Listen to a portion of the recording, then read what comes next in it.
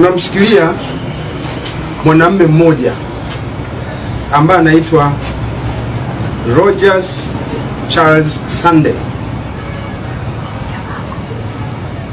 miaka 41, kabila lake ni Msangu.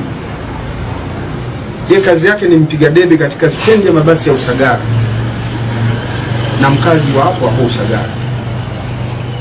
Bwana huyu tunamshikilia kwa kosa la kumuingilia kuku kwa lengo la kujiridhisha kimwili. Bwana huyu ni mwanamume ambaye alifanya tukio hilo.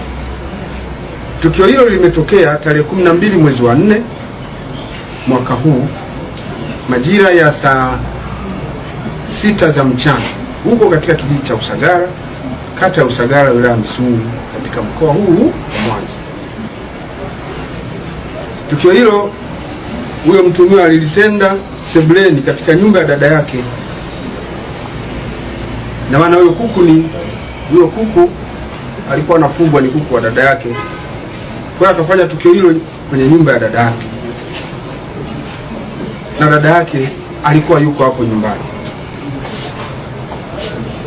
Chanzo cha tukio hilo bado tunachunguza, na mtuhumiwa wetu tumemshikilia kama nilivyosema.